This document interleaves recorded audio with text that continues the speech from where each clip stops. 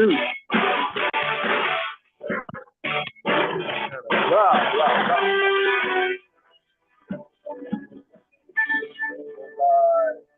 live, y'all.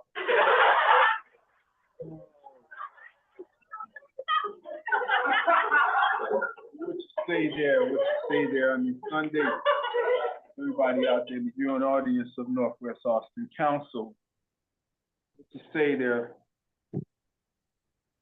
Walter? Not much. It's a beautiful day today. Yeah, it is. It is. Wish we could say the same about the world. Yeah. Do you need a hat? Red hat? I got a bunch of Do you them. want another one for your collection? Thank you, but thank you, but no wealth, no thank Yeah. you. I put flowers in it and make a flower pot out of it. But no, man, I'm like, it's a sad day in America, man. I mean, too much turmoil. Like what? Everybody's fighting. And fortunately, right here at home, used to a lot of violence, but so much violence, man, it's ridiculous. What kind? Local or federal violence? Local is federal now. Federal is local. Look at it, I mean, realistically. I mean, shootings, you mean, over the weekend, or? Yeah, that has a lot to do with it. Uh-huh. Because So, there's I so mean, many. we're actually under these, if you really want to look at it. Law enforcement is what is law enforcement of these days? Everything and anything. Yeah, but I heard Mayor Johnson has a thing saying for them to lay down. Saying what? They told the police officers not to interact, just to lay down. Really? I don't know. I don't know how much truth is that. And then what did he say on TV about the law enforcement? I don't know. Tell me. You know, what did he say? Like they're the cause of everything. Why the police are? The police are the cause of everything? Yeah, that's what he said. I'm not sure about that one now. You need to talk to me. I'm really not understanding what that means. I don't know What is what it? is he doing. I mean, he's in charge of law enforcement. Why would he say that? To be a scapegoat. Wait, I don't think that would be. I don't think he would ever say his own Chicago police force happens to be the cause of everything. I don't believe that. That's what. Then there's a video. So I mean, in what way would they be the cause? Maybe I'm not understanding. I don't know. Let me look it up.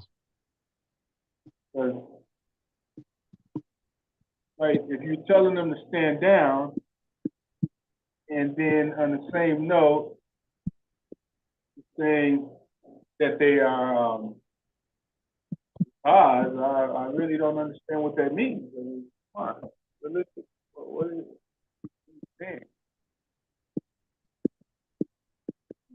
I don't know. That can't possibly be. That's talking, you know, really saying something that's against what you said the first time. You know what I mean? It says people believe they are justified when they fight back or ambush. He's getting backlashed. Face the backlash after saying law enforcement is a sickness. Law enforcement is a sickness? That's what he said. No, No. Look it up right now. He In said regards, law enforcement was a sickness. Calls in regards police a to, sickness.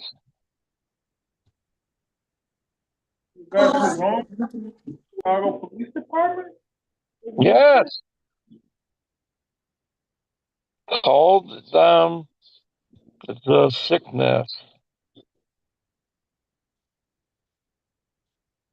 No, no.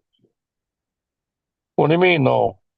That's an indictment against himself if he say something like that. Doesn't make That's sense. what he said. Maybe he, I don't know. Something Don't to say. kill the messenger. No, I don't want to say maybe. I just want to know exactly what does that mean. Anybody know what that means? I don't know what do you mean what they mean? That's what it Law means. enforcement is a sickness. Last week was your birthday, Walter, so he said you didn't come on the show, right?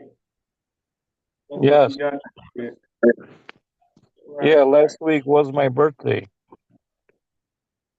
We didn't have a big party like last time. Missed the party last time. It's Paradise. We're gonna do it right. So again, explain, Walter. You gotta explain it to me. I'm not understanding not one bit what does that mean. And the mayor saying law enforcement it just doesn't make any sense to me. Coming What from does it? the mayor of Chicago, as you say. Comment. That's what he said. Read the rest of it. You have to. This doesn't blur out 3 lines. Who's lying? I mean, there has to be more. What is that? I don't know. There's the video. You gotta look on the video. It says Mayor Johnson called the police a sickness. Law enforcement. How much truth is that? Hey, Uh, it's just his words, not mine. yeah. No, we got to dig into it a little more. That's a little. That's a little surface. It's not enough. That's just surface right there. A little surface. Because I just it doesn't even pick much, in my mind. No. That's just leading people in. What does that mean? Because he's in charge of law enforcement, so he wouldn't say unless he says they're at a sick state. We No, he know said that. law enforcement is a sickness. So if I was to say mega is a sickness, what does that mean? Well, they're not a sickness.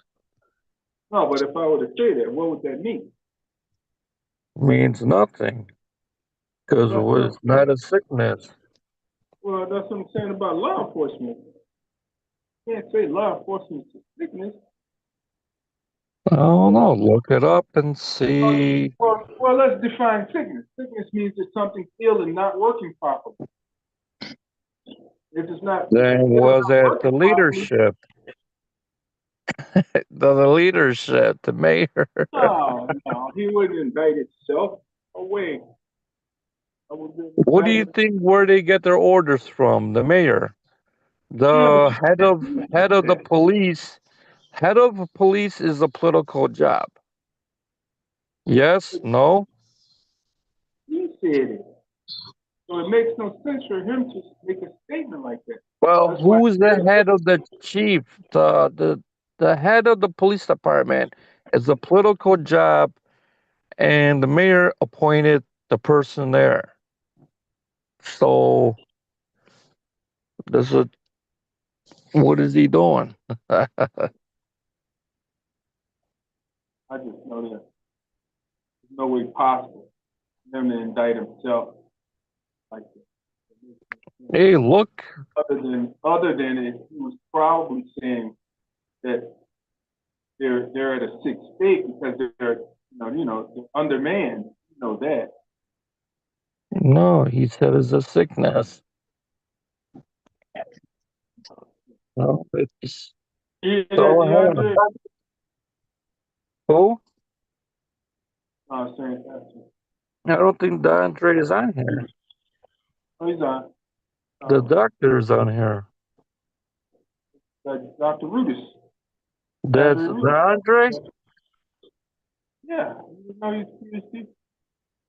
So where's the at? The Andre. Yeah. Well, I don't hear him.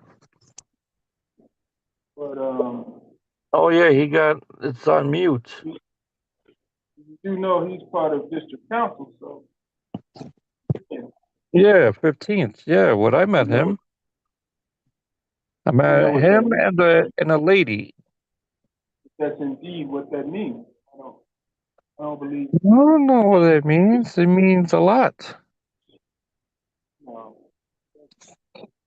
because there's no clarity. How much clarity, how much clearer do you want that to be? He said it. I want, I It's want to know not what that really means. it's not AI or nothing. That's what he said. It doesn't define in 2 words. Law enforcement sickness. That doesn't define. I'm saying to you, I need more. And Well, more has, look up on the video. There's videos him saying it. yeah, but again, so he's saying that in the So video that, what about if he says the city has no money? Would you believe that, or would you say, what does he mean?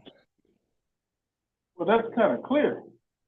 City, we know would mean that would mean that Chicago have not, none, no, zero, none money. But They have no money. You know that they have no money. And uh, then look what happened. Me and you talked about it. They took that $500 million. They're not giving it to the people.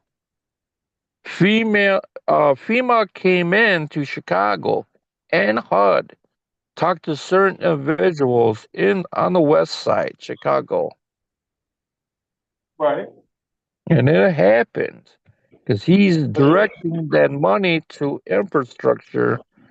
the All that money was money, already, that money was earmarked for infrastructure. but it's supposed to be for the flood victims. There's more money that's separate from that. That's for the victim. No, that's the money he's taken Oh no, no, there from was the flood victims. Yes, no, there was two pots of money. There's he's actually two taking the pots. money. I was talking to the people. FEMA came Okay, to Chicago and HUD. okay. They're talking about the south side too and the west side. Well, the west side alone was supposed to give 440 million. I can guarantee Yeah, you that. they're taking No, that. that was for infrastructure. There was another hundred and some odd million that was for the victims, for the property. So They're not gonna get it. no, why not? Because the other money was earmarked. He You can't took take the the money. money. No, you're not understanding. It was almost $700 million. Wait, I'm sorry. 700, 600 and something million. I think it was. Well, whatever it was, 400 of it was supposed to go to 440 or something like that was supposed to go for infrastructure. That I And do why know. did the people didn't receive the money yet? For the property, because Yeah. that portion has a bit that's still in paperwork, still in not negotiation, but in the works. Yeah, everybody's taking a hold of it. Certain businesses are taking the money. You know that. No, I don't know that. No. I don't know So, You know how that all goes down in Chicago. They're not just gonna let 400 million just fall out of the skies. Some of the money is gonna disappear. yeah, well, if it did, it would have disappeared with the contractors, the general contractors that's doing infrastructure. You know who they usually are. Yeah, political. No, I'm saying the names of those groups. You know who they are. All those contractors is a friend of a friend, or the alderman's friends. Okay, you give us this, you get this. Get this, you get this. Come out of Chicago. They were quite good. They're Hey, not for gonna the let all, it go away. all the that was. Mhm.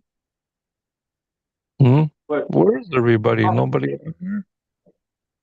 you know how it goes. It's a game, maybe it is, maybe it is, who knows. I got a meeting at 7 o'clock tonight. Oh yeah, what's going on? Yeah, it's West Side meeting. UOP.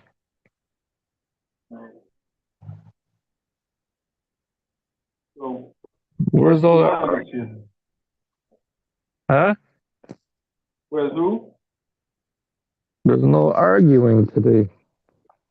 That's good. You don't need it with all the turmoil that's going on. You really What don't. oil? What turmoil? Don't need ridiculous the things that's going on. Like what? Did you see what happened out south? Where? South Shore. What happened there? There was a building commandeered by ICE and helicopters and armed masked men. They took over the whole building. Armed men or ice? ICE they took over the And what building happened? and they took over the building, the children and everybody put into U-Haul vans and incarcerated for till overnight. Um, Illegals or who? Black people, everybody. Who did this? ICE. But why would they get rid of everybody in the house or the apartment building? I don't know. Why would you have to have helicopters like that? I mean, there's a reason why. Women and children pulled out naked. Come on. What is I that? hear nothing about it. That's strange. It was over the apartment. It was a nice building, and it was over 100 people that was taken down. So they deport everybody. Well, they didn't deport everybody, but they actually broke in all the doors of every apartment that was in the building. Oh, I know nothing about it. Yeah, that was the one building. Then they did another building. They did I think the weekend before or something like that. Same So thing. where did Except for that one where, had where did they get the addresses to invade these places? I don't know. I don't think they're going off a warrant. So what's the data where they get off from? Probably some informants. Who knows? Hey, See, you gotta look at that point too. Where are they getting the data from?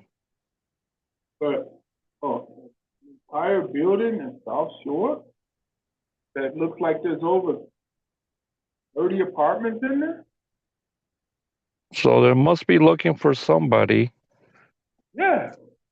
And now what they're doing is they're just going after whatever, let's check it all. That's like, let's say, let's check every block, go in every house. Because I went to Broadview a few days ago. I went to Broadview. There's Antifa was out there, literally with their flag. Oh, So yeah? I think they get bussed in over there every Friday. They get bussed in. They had a flag set Antifa? Yeah, they have a flag out there, Antifa flag. I was there a couple days ago. I went to Broadview, check it out for my own self. There's only was 10 people out there. So I think they get bussed in every Friday. They get bussed in. So who's in cahoots with the bus companies coming there? So how come the ICE or the government don't check intel? Wait, Have wait, drone. what is Antifa, though? Let's define what that is. You don't know what Antifa is? Well, what is They your want to definition? What is create it? violence. Antifa is no good. Not Who a is it? good group. Where are they What is coming it? from? Who are these people? People are paying them. It's a group.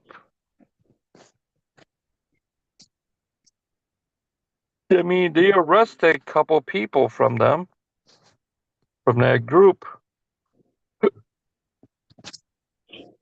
Yeah, But group. I was there.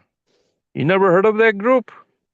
No, I heard of it, but I've never yet seen any leadership or any organized format of what that possibly is. I mean, They protest. It's a Led pro. Zeppelin is a group, but Yeah, it's what a is, protest group starting violence and all this other crap. hmm. They're the agitators. You know what? Peaceful protest is a peaceful protest. They like to stir the pot, pretty much. What do they do when they stir the pot? I mean, look at LSL or SPLC groups. They have lawyers, so they say, okay, you could protest. Look at the arrested that older woman. From a Jesse Lucas? Yeah. Why did you arrest her? Well, she's a socialist. Yeah, but having your own views is against the law. Yeah, but they're supporting illegals that's breaking the law. Yeah, but we're supporting Israel as a country. We're supporting Ukraine country. Who's breaking the law? Are we breaking the law because we're supporting them?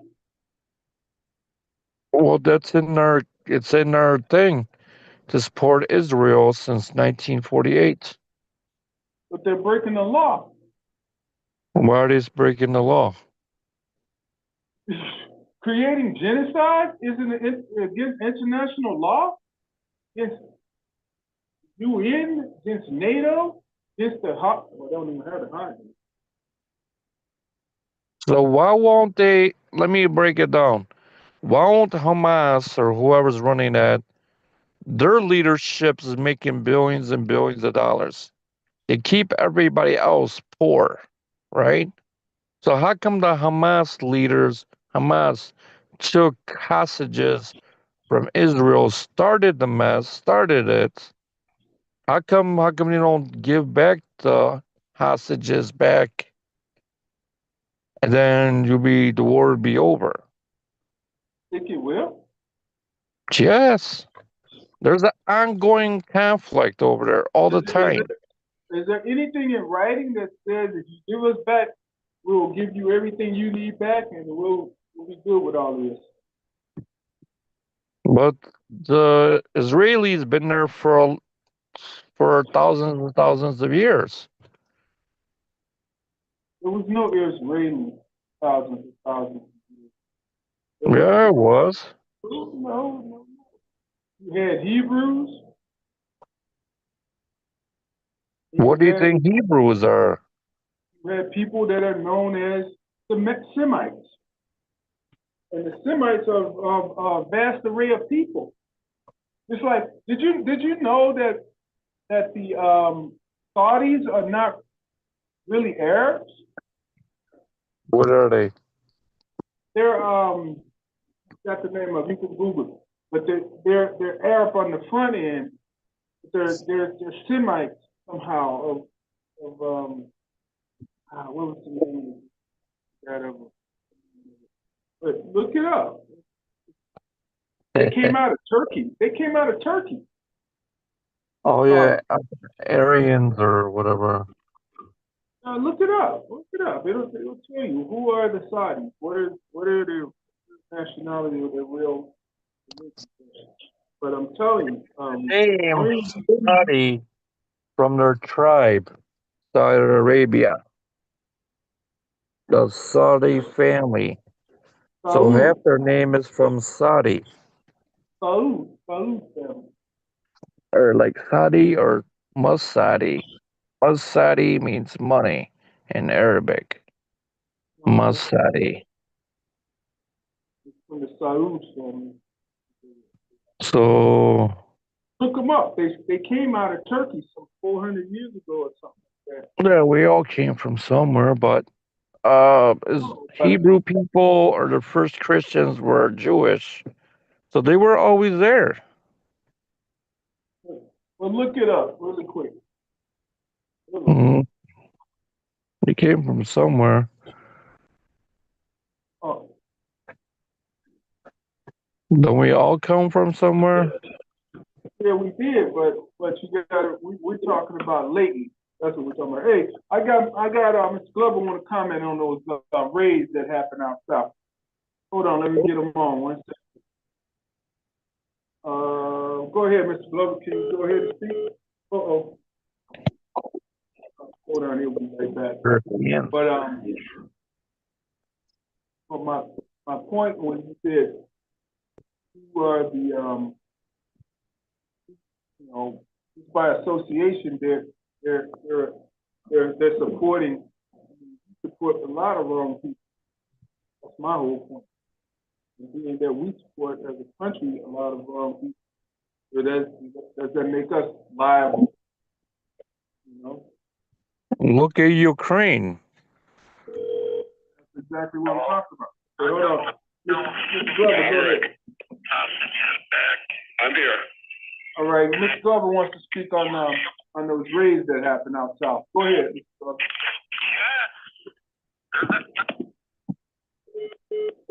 So what happened? But um,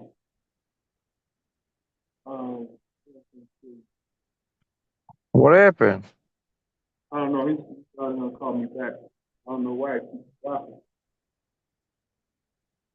dropping. You have dialed can't take your call now. So you got they're arresting American people? No, but I'm saying to you that when you said this group, Antifa, is supported by somebody, I don't know. I think that's where you were going. That some kind of collusion you were saying, and then I There's might. no collusions.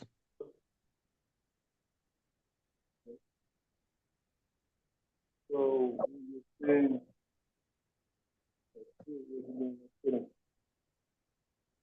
Okay, there you go. Can you hear? Go ahead, Mr. Phone number. All right, go ahead.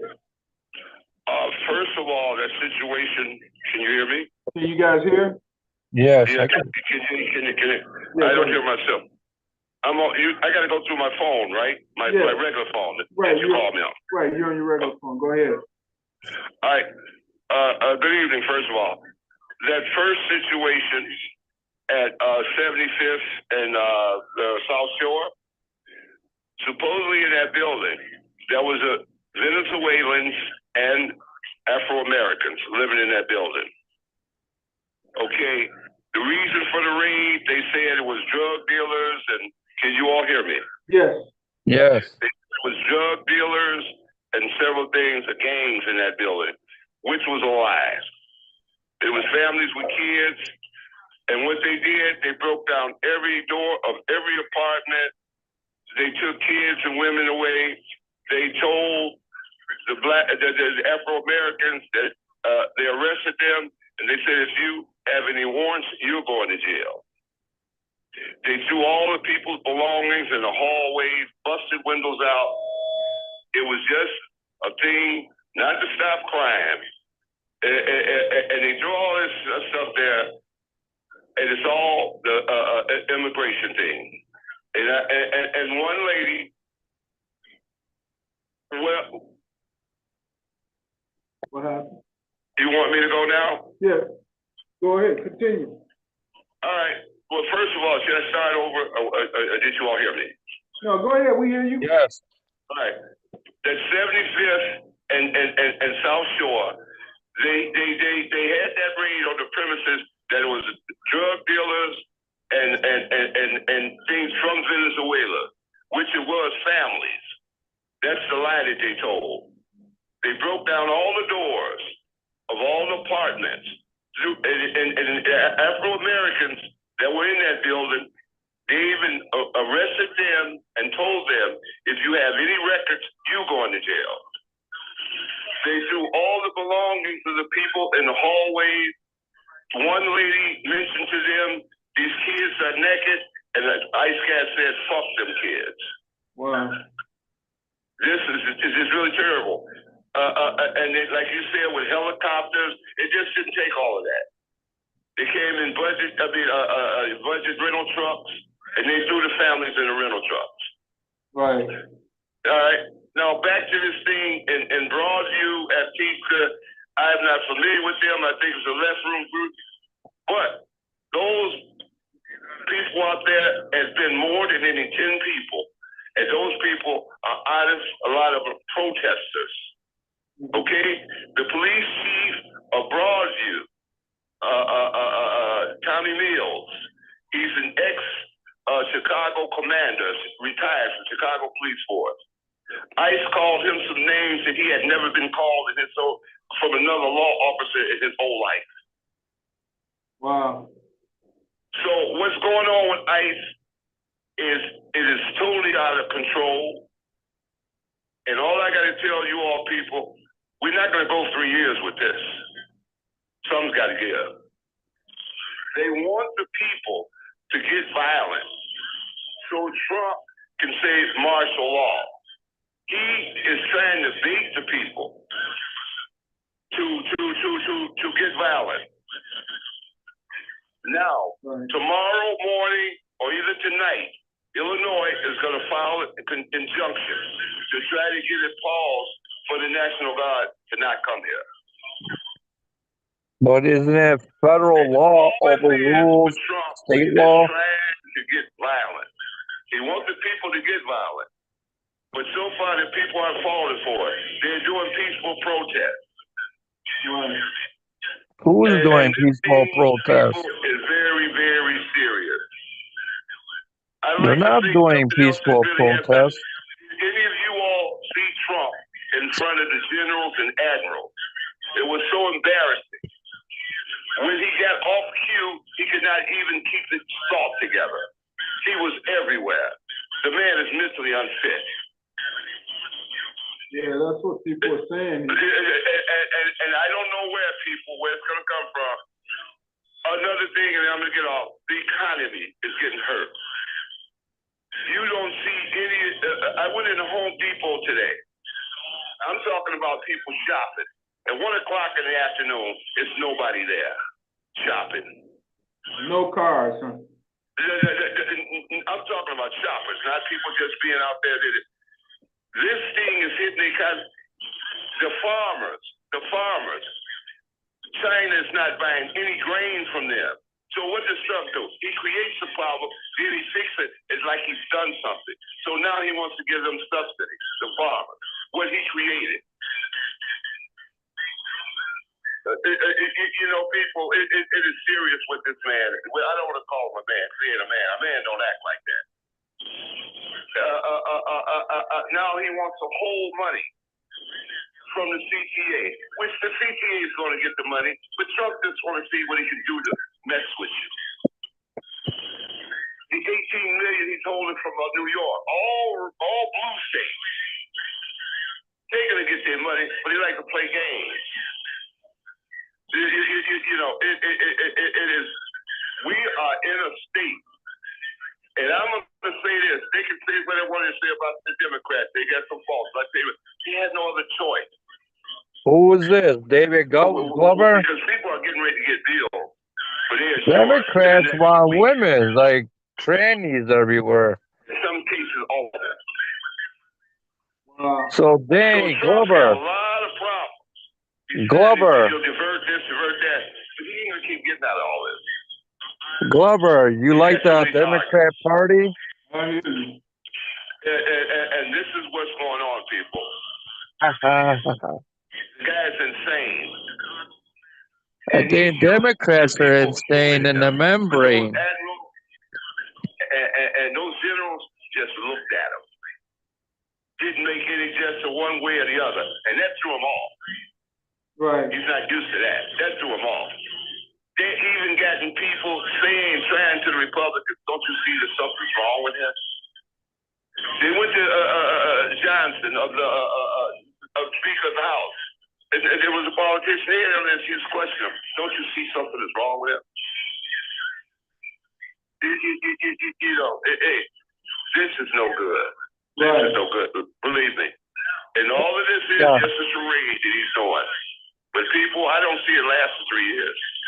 We can't stand it for 3 years. Right. You know, so, and another thing, I don't believe any armed forces are going to hurt the people of this country. They're not trained or hired for that. And he knows it. I think it's also against the Constitution. It is. It is. So all of these things. What about trannies? I think there's some left groups. They always try to associate that with the Democrats. Democrats. Yeah, they don't have anything. The Democrats got and the thing of it is, stay focused, people. Right. You know, the question is stay focused. I mean, it's very easy to see what he's doing. Socialist. Right. You gotta stay focused. Stay focused. On the 18th of October, it's going to be a protest. It's going to be protests all over the United States. And they play. It's the people that's going to change this. Malakas. Right. It's going to put them where they're going to be in a situation where, see, the whole world is watching us.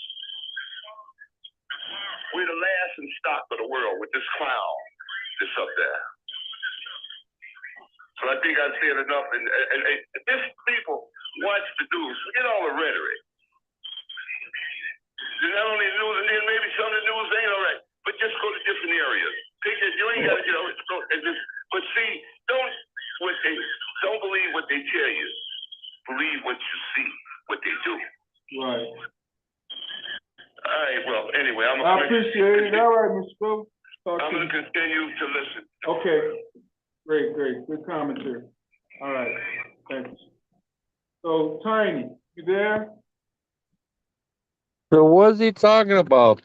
What about the My Democrats are doing to the little kids? Bringing question is, trainees around and everywhere. how do we get to this? You know, I think that by bringing all those generals and what together, they're asking for a coup. The army may take with a bucket of bricks, you know. Can't hear you, Tiny. Check this stuff. Yeah, I can hear you. Okay, I'm off mute. Can you hear me now? Yeah, I can hear you. Right. Yeah. Hello, Tiny. Hey, how's it going, Walt? How's it going? Oh, Great. Testing 1, 2. Tiny, can you hear me? I Walter, can hear you. Say something. Oh, Okay. I'm listening to Tiny. Barry, can you say something? Yes. Can you hear me? Yes. Yeah. Mm-hmm. Hey, Barry. Can you guys hear me? Hey, Tiny. Okay. Yeah. Yes. Um, here you guys. You can't hear us? 1 2 1 2. Can you hear me, guys? We can hear Yes. you. I can hear you.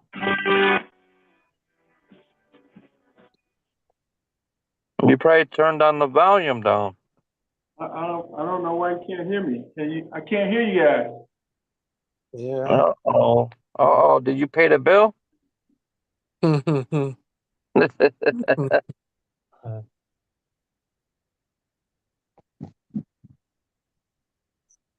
Can you get can you get back on? Gary, say something. Yeah. Steve, can you hear me? Oops. Can you hear me? Steve, can you Yeah, I hear can me? hear you, Barry. Yeah, Walter can hear me. Yes, I Stephen, can hear you. Hi. Steve, can you hear me? I think you pulled the cord out or you have to put the volume up higher.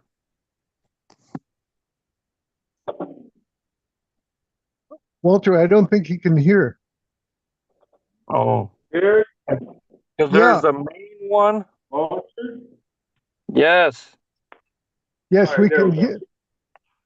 There you go. I can hear. Did you guys hear Mr. Glover? Yes, we Yeah. heard Glover.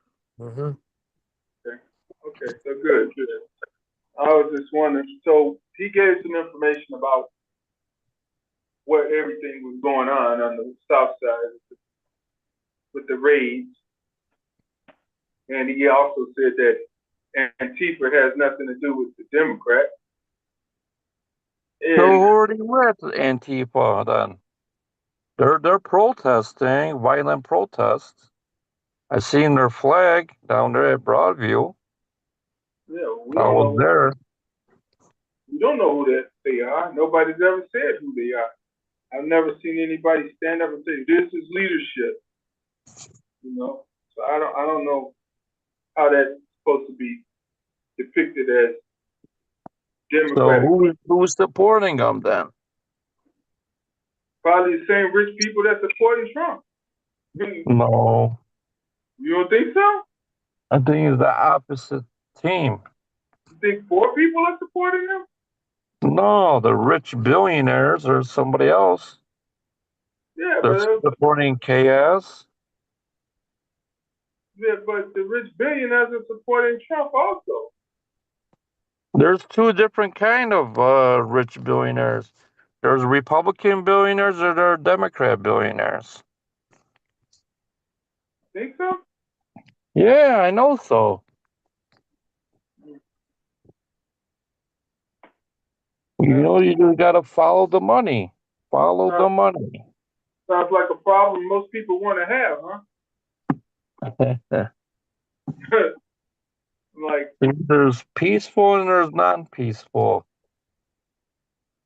You know, create violence and then you're gonna get violence. but that's where we're at now, and we don't need violence. I named the show. What did I name it? It's not. Wait a minute. Something with nonviolence. Let's continue with nonviolence.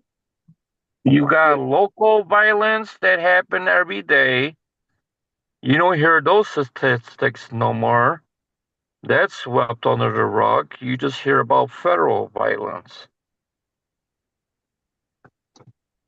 What does that mean now? Now you're talking about something that doesn't really mean. No, you just hear about ICE, ICE, ICE. But you don't hear about the local violence that's happening every weekend, like robberies, shootings, or nothing like that. You just hear ICE, ICE every day. But you don't hear the other stuff that's happening locally. Like, for instance, give me an example. Murders, shootings, Well, robberies, they're rape. going. They're going on because ICE is not stopping that. So you're blaming ICE now, not the police officers? What are you getting at, Steve? Well, I'm not blaming ICE. I'm saying ICE is doing one thing and they're not doing that. That's what I'm Then what saying. about the Chicago police? What are they doing? They're doing what they have been doing with their operations based on the number of people that they've had. They've been short anyway, right? Yeah, you know that's what's going on. They're short everywhere. They're not policing like they used to police. Look at our area. We don't have police. When did you the last time you see a police car in the neighborhood? So two today. Too, but what about before that? Well, it depends on where you're talking. Are you talking by the house, or are you talking by the office, or are you talking? By the house. I don't see them at all. Okay, there you go. But So what's the response time for a police officer? You gotta look at that. The crime will be over then. the issue is what's the critical mass point in the community that we need to worry about that. What are you know? talking about? I mean, again, is that an issue? That is the big issue. Hello? Yo, yeah, we're live. So they don't even talk about regular crime that's happening every day. They're Well, I just mean, talking about. but think about it, Walter. Do we really need to have law enforcement in an area where the crime is really not that impacted, or and there are at least one to two police officers on each block? I mean, So what are you saying? Have no police? no, I'm saying why not put an emphasis on the areas that have more crime? But it doesn't work like that. They don't do that. You get what you get. You know how crime happens is spur of the moment. No, Takes a minute, 2 minutes, boom, then it's well, over. The crime is response time is longer. a function of poverty and not having. Okay, I want to tell you something. These are statistics. 51% crime happens in Chicago. Where do you think the other 49% happens? I'm saying when it says 51% compared to what, another city or No, in our areas in Chicago. Where do you think the other 49% happens? the suburbs? Suburbs. There you go. Okay. So this is not So you're created saying overnight. no. So you're saying you're looking at the state and you're getting 100% crime, right? And then you figured out where it's coming from in the state. Collar counties, Yeah, and but Cook County. I just told you it's a function of poverty. You know how many rural poor counties and cities are in the rest of the state? There's so many. There are very poor cities and towns in the state that have high crime rates. We know that. But Yeah, I know. you answered your own question in so many words, you know, And what does that do of? How come there's poor areas? because of the system. System of what? Government. This government has a system that allows these things to happen. Okay, look at Oak Park. Look at Oak Park. What They get about a it? state. Okay, they got one state rep. He builds up Oak Park. You got another state rep next door to him. They He have more than, doesn't do nothing. they have 3 state reps.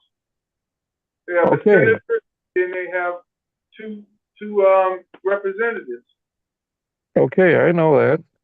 But look at Oak Park. They build it up for That's what current leadership. they have 3 representatives for this town. And then you got another guy in around the same area in another district. He ain't doing it. And he's running for Congress? Come on. No, I'm not understanding what you're saying. He ain't See? doing. He ain't doing it. He ain't doing what? What are you supposed to do? Um, he's not doing what he's supposed to do. What you mean as a rep? Who are you talking about? First of all, let's be specific. Okay, the guys in there, Oak Park, there's 2. He's taking care of Oak Park. You got Who is? LaShawn Ford, he's not doing his thing. Don Harmon's doing good, building up Oak Park. He brought businesses there. Skyscraper. He's building it up than it was before. There's So progress. how do we know that the representatives that are covered over this of Old Park aren't doing anything? They are doing that. They bring business to the neighborhoods. Same as the mayor. He brings businesses. But now a lot of businesses leave Chicago. Why? He ain't doing what he's supposed to do. Why do you Okay, think old factories are moving out of the old areas? but let's be realistic Oh, here. Yeah, the businesses have left and come to Chicago in the last 6 years. no, not all of them. How come Mars, the one of the biggest companies in all of the United States, left Chicago? They've been planning to leave Chicago for the last 7 years under Rahm Emanuel. So I mean, Why? why? They've been there 100 years. Taxes? Why there's no incentives? Not just taxes. It has a lot to do with it has a lot to do with I got a meeting, another meeting. I'll talk to you later. okay. Sounds like a plan. So what's going on with all of that, Tiny? It makes sense for you to you. I'm sorry, what you say? I said, does that make a lot of sense to you? Which? What he's what Walter was saying. He's saying that the problem is, first of all, he's trying to say that it has a lot to do with the businesses leaving, and I'm saying it's more than this marriage is not the reason that the businesses are leaving.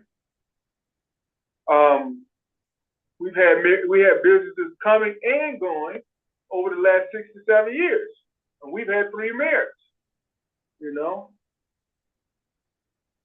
I mean, you care to elaborate on that?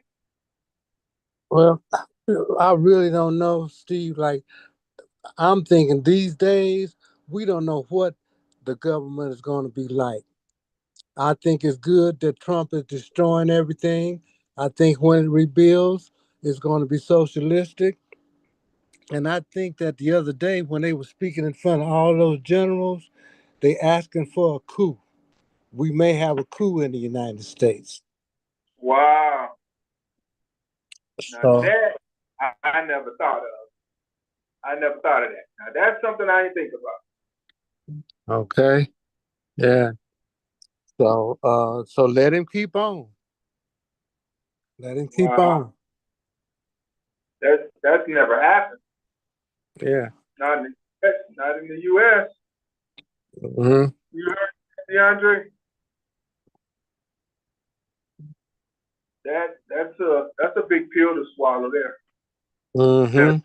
That the military would go against the president. Yeah. I mean, Now, but that's what happens in a revolution. All revolutions, when they tell the troops to fire on the people, and the troops won't fire on the people, that's when you have a revolution.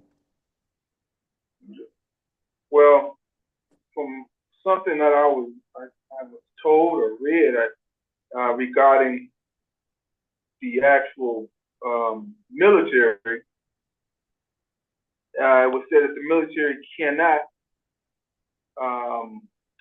what's the word, police the people, Right. Because they're not trained for that. not the American people. You know, Right. from my understanding. hmm And when the National Guard come in, all they can do is guard the federal property, and they don't have bullets. Really. Right. So this is all they do. All they doing is nothing. Wow. And and the thing is, I just learned something that I didn't know. You know, the militia and the Second Amendment are tied together, Mhm. and militia was established to control the slaves, the slave insurrections. That's what it's for. Yeah. Well, the militia and the police, right? Right, and the police, right, created for the slaves. So, So what do and you think about this idea of nonviolence? what do I think of it? Yeah, with the situations that's going on, that we should look at this from a nonviolent perspective. Yeah, Because now we as black people should just look at it. Unless somebody losing a job or something, they got to protest about that. I think we ought to just sit back and let the white people go through this. That's not our problem. It's their problem. but what about how we're being affected by it? How are we being affected? We don't have anything. When they talk about taking all this stuff away, they ain't talking about us. What do black people have? And everything we got, we earned, we deserve. They ain't gave us nothing. They hurting white people. And white people gonna realize that. They the ones who getting all of these benefits that's being cut. Mm. You know, I think we had a conversation once, Steve, and I was saying how the people survive over this small amount of money, and you Right, said some this other stuff they got going under the table in different places. right. We know how to thrive in an economy like this. They And don't. a zero economy. Right. You know? That's so that is so true. Right. You know. So let him go. Let him do it. He hurt himself. But Wow. he's showing up all of the weaknesses, putting them out there. You know? Now as we speak, this country is not working. It's not funded. Right. You know. But So there are a lot of black people that receive Social Security benefits and things like that. but So that ain't affecting Social Security.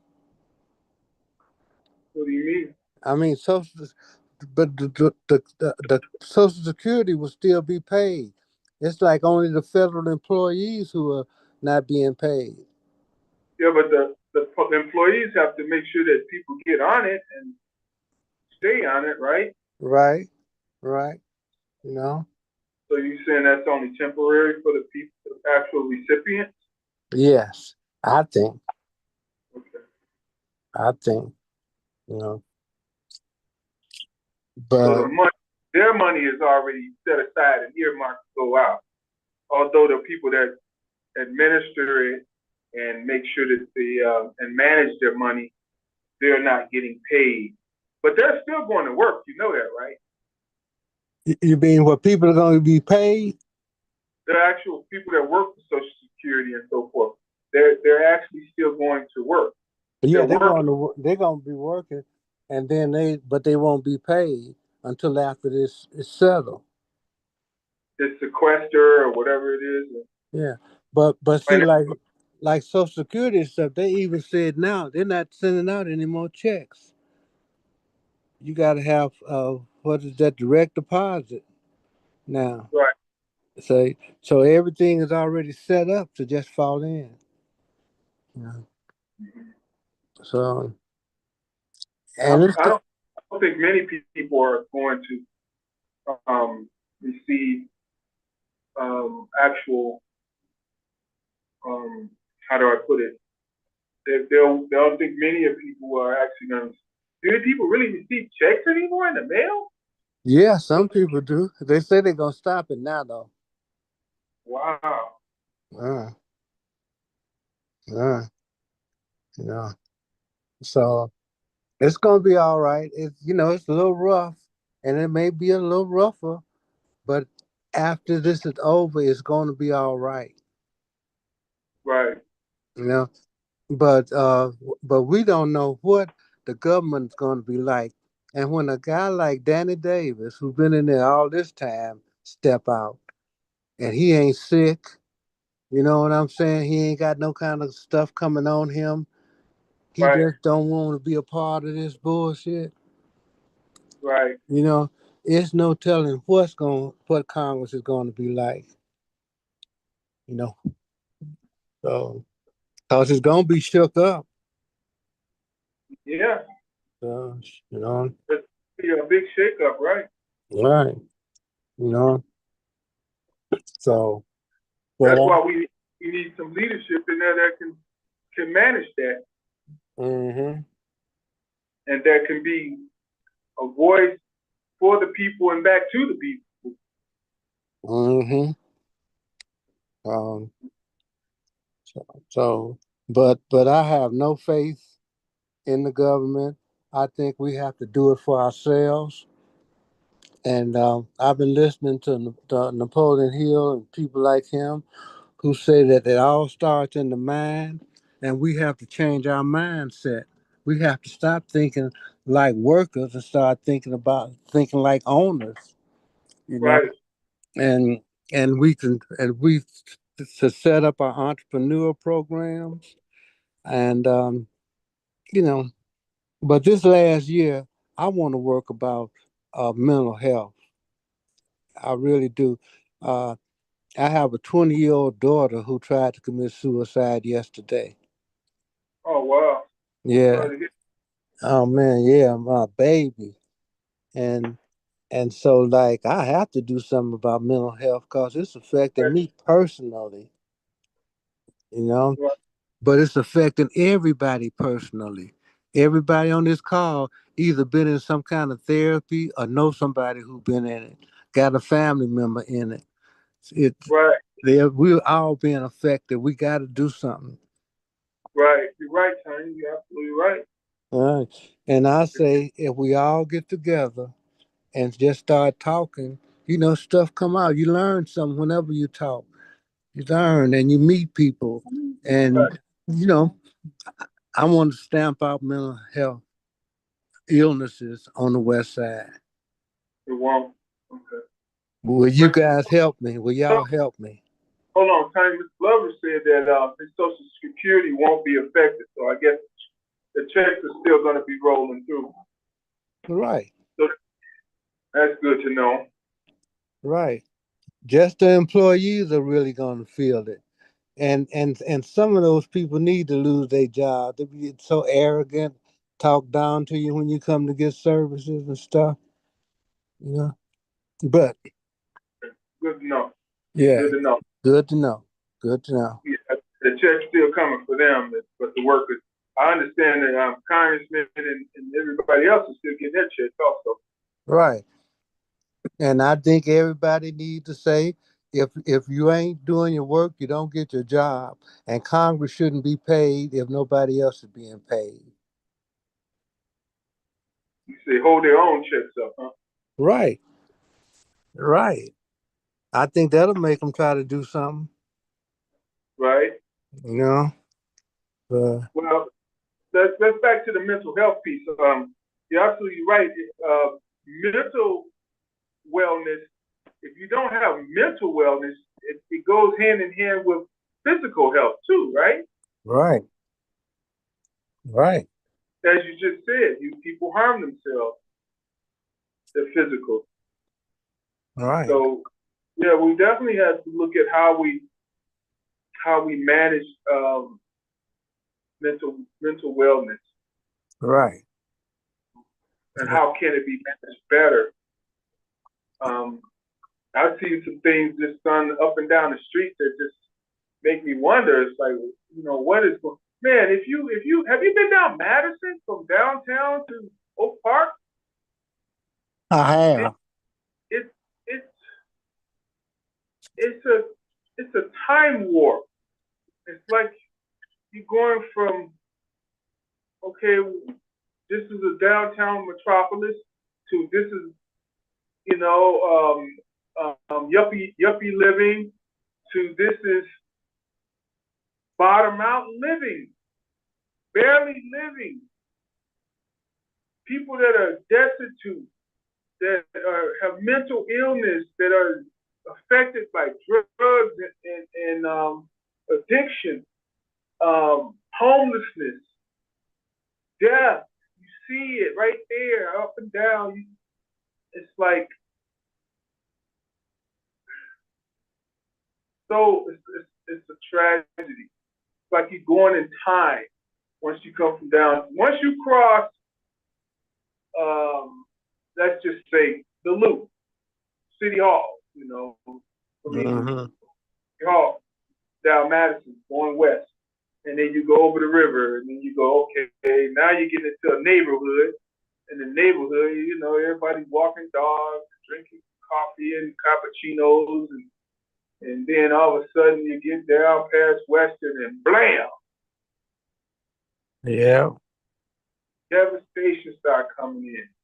People walking like zombies and bent over and falling, curled up on the corners and the sidewalk. The community looks totally different. Vacant lots, dirt, trash everywhere. It's like somebody hit the brakes as they were going 70 miles an hour. And then all of a sudden they just hit the brakes and everything crashed without even hitting anything. Everything just crashed. In K-Town, oh man, K-Town, it's like Palestine, it's like Gaza. It's like somebody dropped a bomb and then everything around it just fell. The people, the businesses, the stores, the infrastructure. It just doesn't make a lot of sense. I know it's going through a transformation, but the transformation is it's shocking, very shocking. And what's most amazing about that is, although there were riots in '68, where all of that was burned and havoc and chaos was going on, it probably didn't look as bad as it does now. Say that. I hate to say it like that. I ain't talking about before the riots. I'm talking about after the riots, the day after. Probably looked better than it did now. Wow, that says a lot. Man, the vacant lots. There are more vacant lots now than there were when the burned out buildings were created a lot. in the area. Then you got guys open market drug sales right there on both sides, up and down on both sides. Blah blah blah blah blah blah. It's like, man, I'm in a third world country. People laid out, loop right there. Yeah, Like, somebody don't care. well, I think somebody cares because they care to contain it in that area, Yeah, to let it, and that's the care. The care is, I care to keep it here. yeah. Why is it so widespread? Man, it's the failure of the system. And it's not the system as we see it today, it's the system from yesteryear until today. I mean, a lot of these individuals you see out there, they're not 15-year-olds, they're not 30-year-olds. These people are 40, 50, 60 plus. Wow. You know, they're older people. And the system somehow failed them, or they failed inside the system. Or both. Mm-hmm. Yeah. And it's not just black people. You see white people scrolling through there looking just as in a horrified state also. That's how I know when you said nobody cares. No, they care to keep it like that right there. Uh-huh. Because those white people, they're migrated into that area. Do they live around there? Probably now. But they have no problem with it because they're part of the dysfunction. Mm-hmm. We never had, even when we had Skid Row back in the 30s, 40s, 50s, 60s, Skid Row was all the way up until gentrification down there around the mid-90s. Mm-hmm. You know, Skid Row has been there since the Depression. You know. But Skid Row was contained to possibly 3 blocks, not miles of Madison Street. It was 3 blocks on Madison Street. Austin to probably Racine, right? Not even 3 blocks, yeah. On Madison Street, that's where the soup kitchens were. That's where the drunks were. Were there people using substances? Possibly. But it wasn't as much as it is today. And it isn't as much, devastation.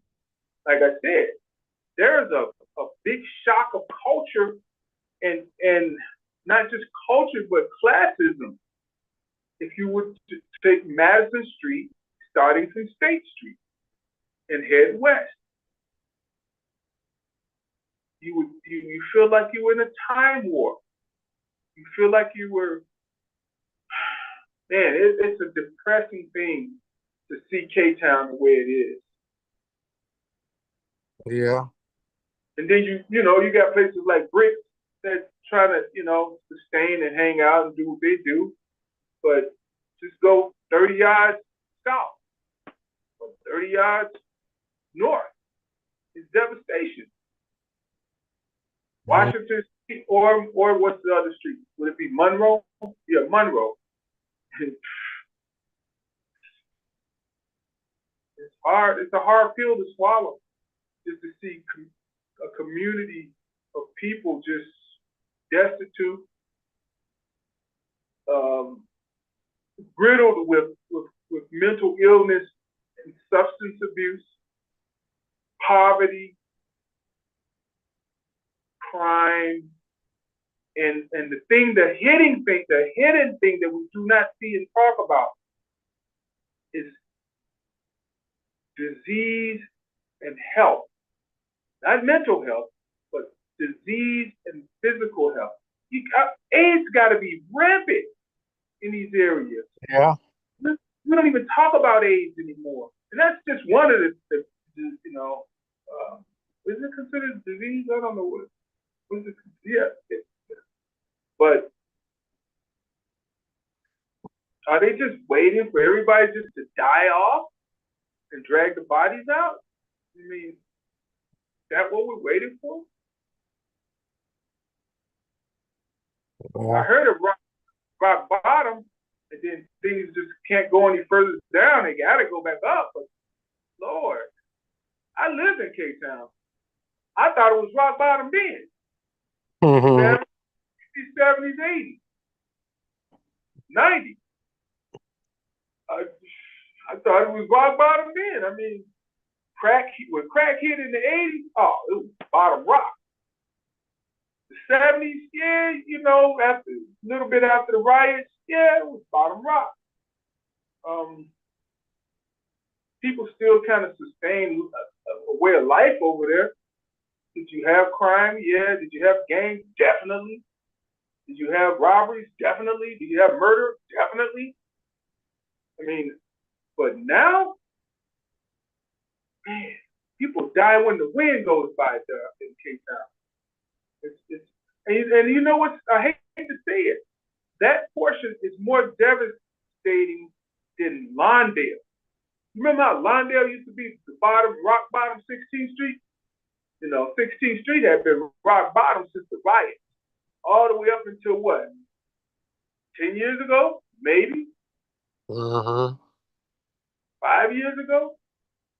That Lawndale, that area, Holy City, 16th Street, that area ain't nothing compared to Cape Town around Madison for last year. You know,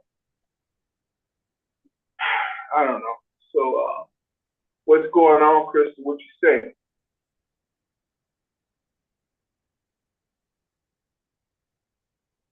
Hey there, Steve. How y'all doing tonight? All right. But I mean, you know, we know everything is done on purpose, right? And that's number one. And you know, now look, I mean, I was over there yesterday, right? Because I went up to LaShawn's office.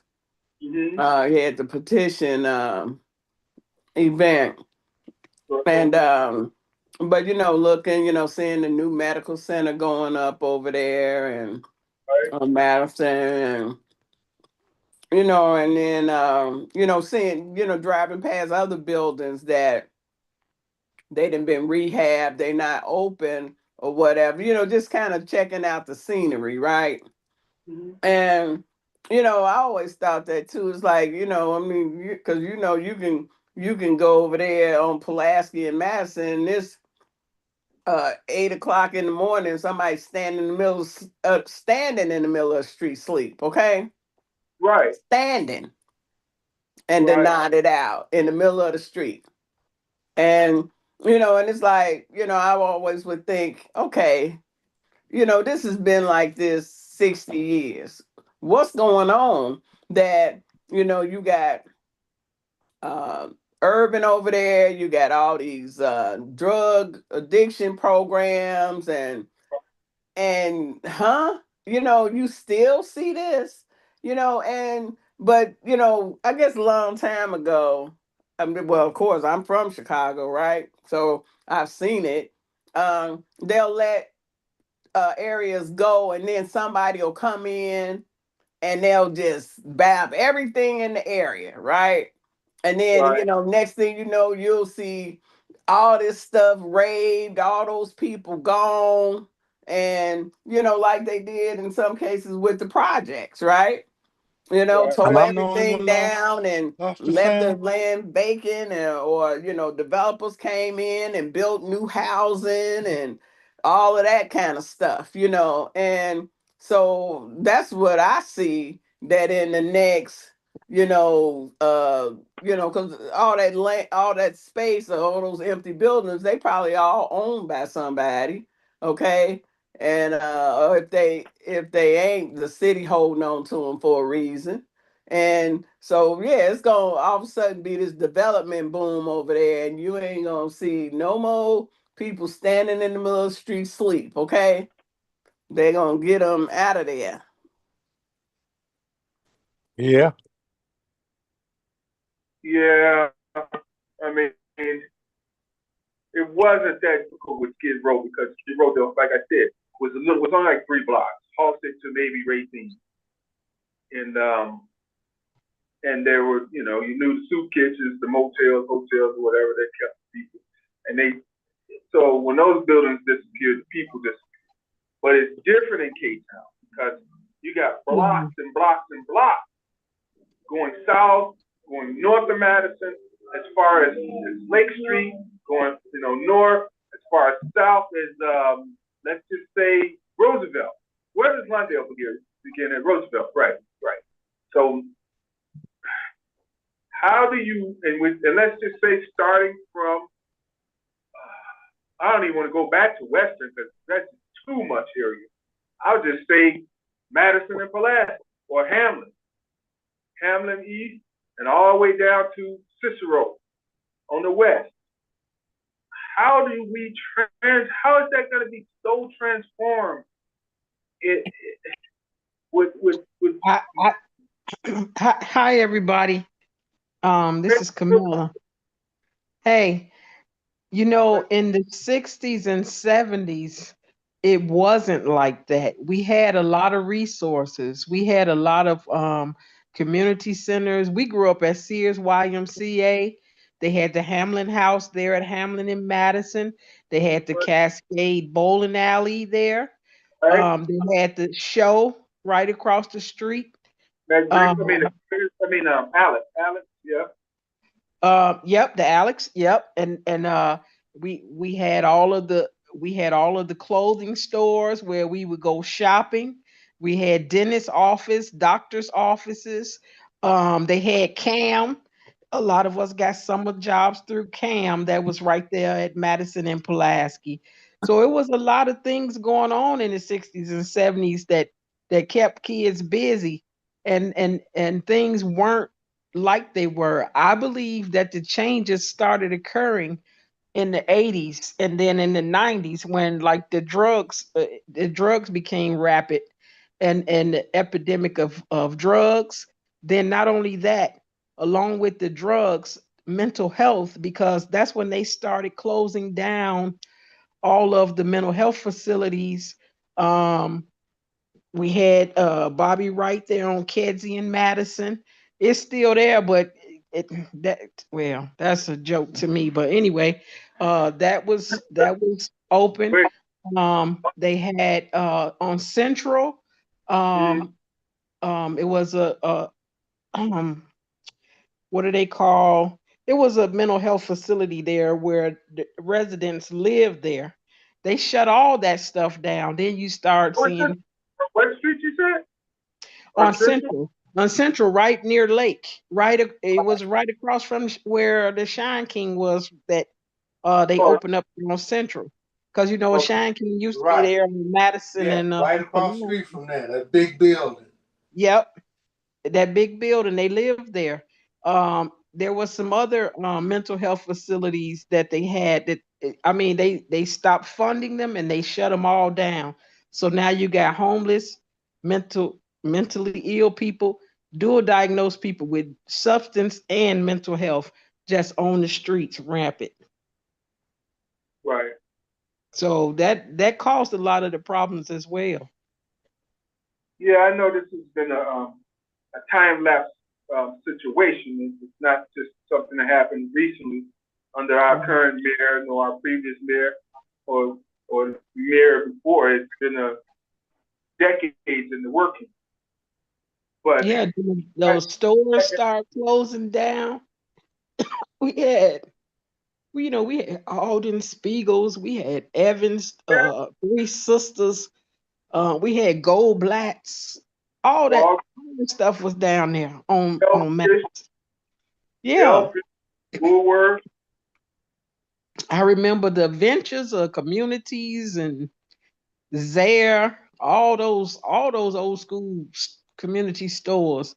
It was a lot of mom and pop stores. Things start shutting down. People start losing jobs. But a lot of that's a function of government and big business. Like Sears, I honestly believe Sears could have been around today because they were doing what these Costco's and Amazons, whatever. Sears had everything. Sears had a gas station right there on Lexington. They had an automotive and gas station right there at Lexington and Holman. Then they had the retail store right there at Holman and Arlington. Then they had the business section right across from the flower garden there at Arlington between Holman and Spalding and on down towards Kedzie. They had the YMCA, like I said, with swimming, skating, all kind of activities for kids, basketball, volleyball, karate, arts and craft, you name it. They had Right. everything right there. Not My- only that, their parking lots were basketball courts for when the people left in the evenings, we would play ball on the parking lots. They had Right. rims set up. Mhm. So they took and then they closed the Sears YMCA down to make, guess what? What's that? A halfway house for Oh wow. people that were released from prison. They lived there to be doing job what they call that job release and stuff. So let me They ask lived- you this. Why is it that our communities are the most devastated? You said why is our Why are our communities the most devastated with poverty and crime and other things? well, like Miss Dyer was saying, it's all by design. Also, you have to understand the areas in which we live. This is prime area, close to downtown, close to the lakefront. You know, at first, everybody was scurrying away in the beginning when we started coming closer into the cities and branching out, buying homes and stuff. They started moving to the suburbs, and it's like now gas prices, the commute, all that, people are trying to get back over here. What better way for what better way to wipe a population out, have them kill one another? Like you said, disease, AIDS, HIV, drugs, just wiping ourselves out. And I see that the population is changing. My problem with that is, disease don't know no face or color. How do you keep that contained? That's my thing. Those things spread out. You can spread that outward. Well, you can't keep it contained. You cannot. You cannot. You can't keep it contained. Right, that's what I'm saying. The design is failing when it comes to that. If that's part of the design, the drugs, I think that's another thing. It slips away. It's not just totally contained to those areas and poverty stricken and crime riddled. Drugs are everywhere. Yeah, they're everywhere. I think a few weeks back I had got on to listen in, and you were talking about Trump, and I said Trump was not the first president we had to say that "Make America Great," that mega stuff. Right. That I heard Ronald Reagan say that. And then his wife kicked off that war on drugs. And I remember her, and even when she said it was such a smug kind of smile when she said it, just say no. Remember that was the slogan for saying no to drugs. Mm-hmm. But then their kids got turned out on those drugs. Do you remember? Mm-hmm. Ronald Reagan Jr. He became a drug addict, and I think their daughter as well. Mm-hmm. Yeah. And then they really wanted to start doing something about it because it had started affecting got in their households. Well, I mean, it's like even the opioid pandemic, not to start wiping out the rich white kids, did they start, that war on opioids and shut down, that whole scene. Because I know I was living in Georgia for a while, And I mean, it was wiping out them white kids like everything, okay? And you know, so when they start tracing all that, yeah, all the white college kids and white rich kids dropping dead and stuff, then all of a sudden, you know, it became a national epidemic, you know, and they out to shut down the pharmaceutical companies and huh? Right, y'all been pouring drugs into minority communities forever. And now that same thing, like saying, you know, backfired, right? And started affecting because I guess what? I done stood over there walking, doing canvassing over in Garfield and seeing the white boys pull up in the alley to get drugs, getting off the expressway right there, you know, and things like that. And I'm thinking, okay, y'all really thought this out, okay? And Right. but you know, the master plan though, you know, is still, you know, at work. Cause I know one time, this was maybe about 5 or 6 years ago, I went to this event and this gentleman, he wrote a book about you know, about the drug epidemic and the west side. And he was, and in this book, he was saying that uh that I guess Garfield, I guess of all the different, you know, this was all part of it. That Garfield had the highest rate of incarceration, okay, in the city of Chicago, and or it might have been the whole state of Illinois. I can't remember exactly, but you know, it was like, you know, and I was, you know, sitting there listening to this, and I'm like, well, all that was on purpose, right? You know, because you know, you got these idle, you know, I don't know anything about the politicians in these areas or anything, but the bottom line is, you know, you have these what do I call it? You know, everybody's gatekeeping, right?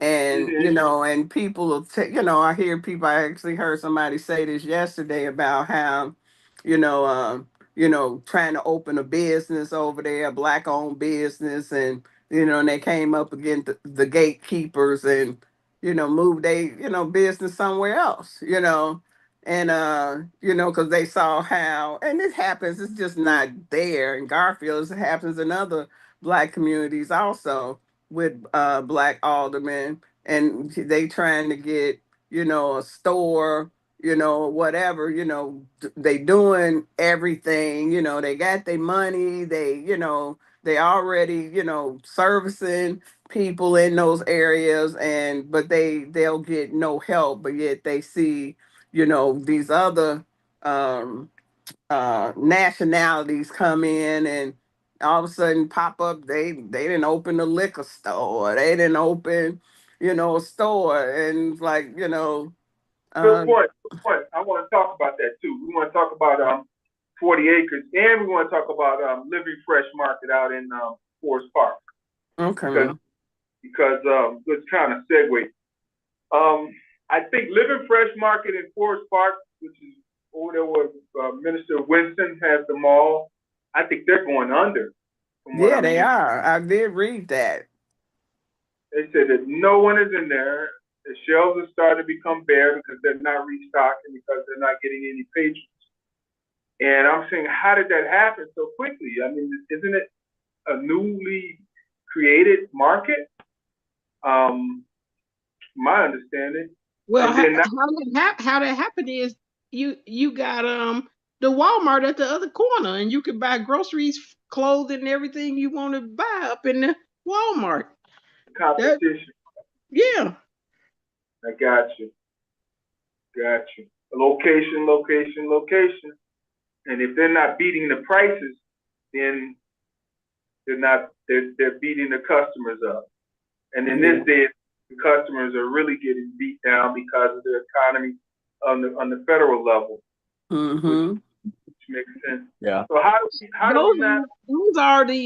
Those are the same people that own this store. Um, that you well, don't let me speak out of turn.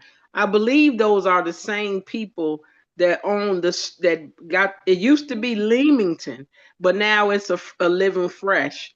what I And I heard. believe they're the same people that own that one. They opened it up here on Holman and Roosevelt. That's what I heard also. Really? Uh, Okay, I didn't know they had two locations. Yep. And so, but this is the thing, that church has all those, you go know, ahead. they teach their I mean, you know, they got the university over there, they teaching prosperity and all this, and they can't, you know, tell they parishioners to buy black, and then evidently they can't match the prices. That's the part.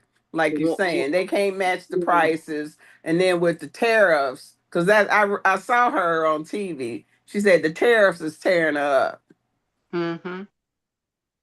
Yeah. One, No, one nobody end, cares about buying black though. We gotta be honest. Don't they nobody don't. care about buying black. All That's we care true. about is good prices and good service. We don't Mm-hmm. care what color the person selling to us is. We got to Mm-hmm. stop that. That's that. Mm-hmm. That's why. That's why. And the reality is, a lot of black service just isn't that good. We got to work on our service. I'm not saying that others don't, Yeah, go ahead. but the reality is similar to all the statistics about black people, because they're so few and far between. The what you do experience speaks to the whole more so than it does any other culture, because there's so few of us, and we already are stigmatized. And so when you run into that, no matter how you run into it, it's like, yeah, I won't be back here. And then we'll continue to let the Asians get away with any and everything, and then you go into every salon and it's black women that fill that whole thing up. Um, so Anybody, have any of y'all ever been in that store? Which store? That Living Fresh out there in Forest Park. yep, I've Mm-hmm. been. Yeah, I've been in there. I've been in both of them. Oh, okay. Yeah, I haven't. Yeah, I intentionally buy black. I want to be clear about that. Like, so I go seek out black owned establishments. But I'm just saying that's just not something that everybody tends to do or even cares to do. It doesn't Mm-hmm. matter. Yeah. I'm gonna say another thing that I think is a major factor. Um, so that Living Fresh that's right here on Roosevelt and Holman, which is, that's in the community. Um, well, just like this store, they're closed down now. They used to be right here on 16th Street. And I think I told this story before. Some fellas went in there to rob them, and they end up shooting the man because he didn't have but like a few dollars in the register. But it's like, Yeah. are y'all ignorant? Everybody over here paying with a link card, so of course he ain't gonna have no money in the register. It's not like you hitting the liquor store where everybody got to pay with cash, but you go in there to buy produce, go in there to buy some bread or a pack of bologna or something. They paying with a link card, so he ain't gonna have no cash like that. Mm-mm-mm. Did they kill him? No, he did. Oh, He didn't die, but good. he sure closed the store down. Oh, sure. You said there's a Leamington on the corner, or a Fresh Market on the corner of Central Park and Roosevelt now? No, the living fresh is on Roosevelt and Basically, well, kids. it used to be Leamington. Now it's Fresh, the Living Fresh. Mm. Roosevelt and Holman, between Kedzie and Holman on Roosevelt. Yeah, More on Kidsy. yeah, near Kansas. It's like in the middle. It's in the middle, but yeah, Oh, close is to. it new? It's been there now for a couple years. The Fresh been there that long? It's been there a couple years now. Maybe about, well, I would say about 3 years now. Mm. Okay. Wow. And they shot the guy in there. No, not. I was just saying that everybody pays with link, and I was just giving an example about what happened to a store owner here on 16th Street. Okay, I got you. Yeah. We got to figure this one out, people, because Well, our communities are shrinking go ahead. again. I was saying our communities are shrinking due to the influx of drugs, mental illness, crime, and just straight up poverty. I mean, you got those four things hitting you all at one time in every direction. So how do you get up when you get hit in the stomach, the head, the legs, the torso, everything, and how do you get up and survive that? Along with when I'm talking about drugs, it's fentanyl. This fentanyl is so bad. It is so bad. I saw a sheriff. It was in was it Arizona or somewhere? He went into cardiac arrest. He OD'd, and he had his uniform on and everything. And the other sheriffs was like,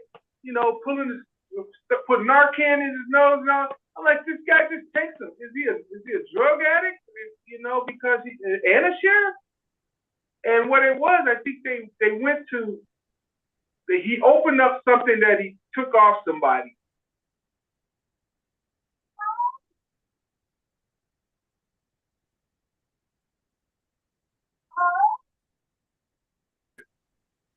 So I'm like, this fentanyl stuff, you can't look at it, you can't touch it, you can't breathe it. It is just devastating, but it gets out there to our communities.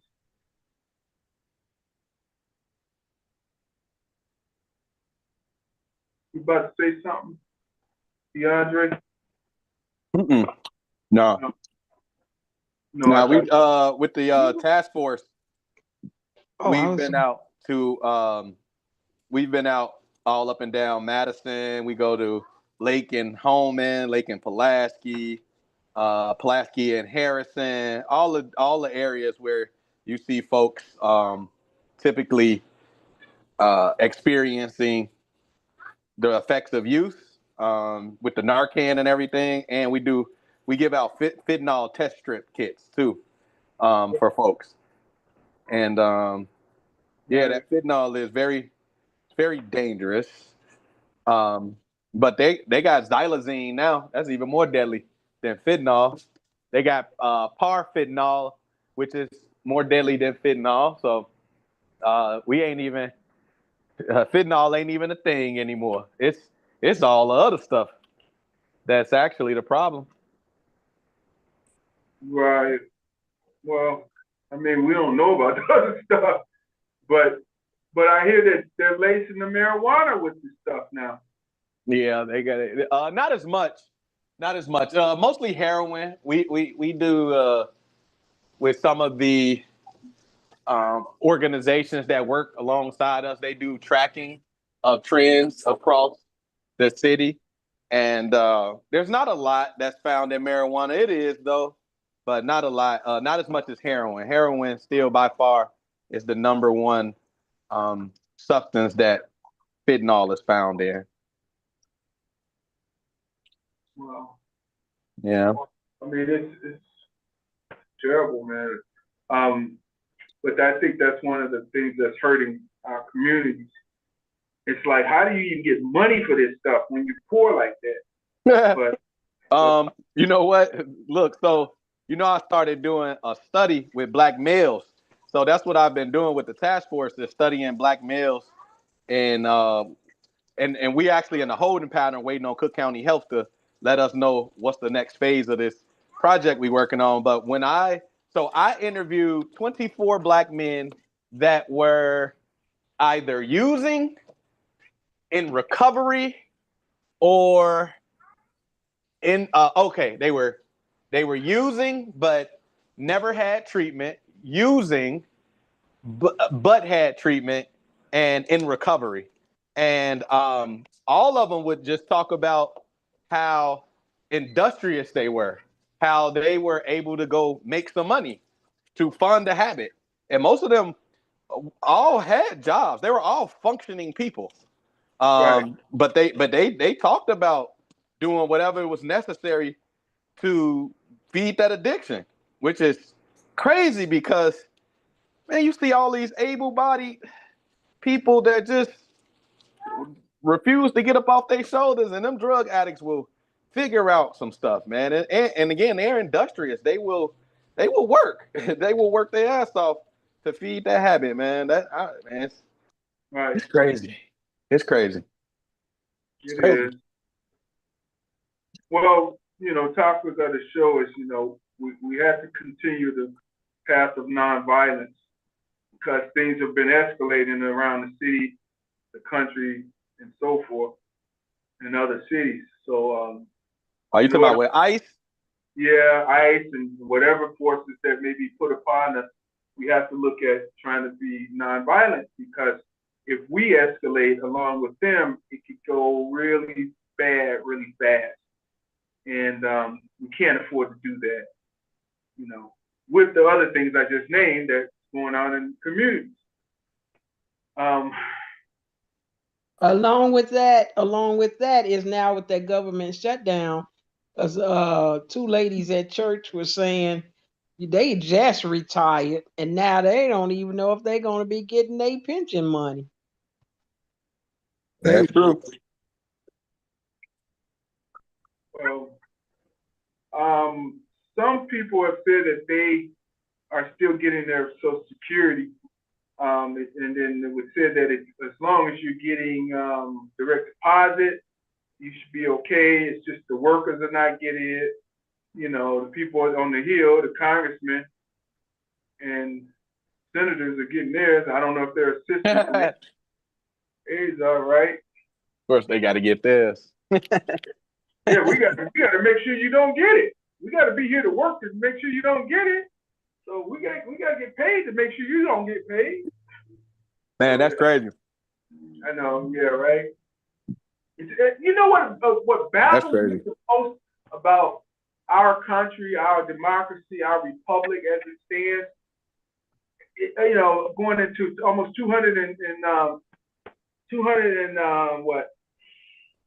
50 years almost. This is the thing.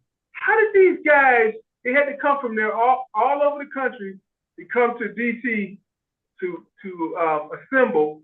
How did they do that without trains and airplanes? Of course, there weren't as many congressmen, in the beginning, and everything's kind of relegated to the east.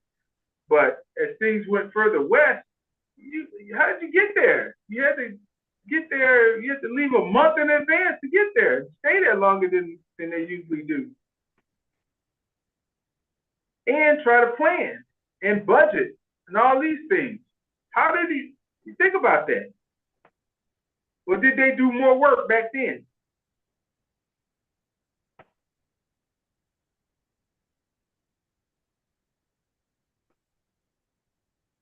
Yes, that's a question nobody cares about. I would say that's interesting, but you know what? Man gonna always make a way. Yeah, but I mean, come on, you had to take horses and buggies to get to DC. Yeah, that's kind of crazy though. No, that's a good question, a good point. Right. I mean, the capital was in New York at one point, but we get that. We get that. The East Coast is only 13 hours. They traveled all over. They traveled all over the country on horse pull wagons. Right. Yeah, it did take time. That was the problem in itself too. You got to go through territories and areas, and you talking about you got to make it to DC to assemble. You couldn't just send a message. They don't even let you send a message now. You have to be there. So, I mean, I don't know. That was just observation. But again, we started off talking about how can we remain nonviolent.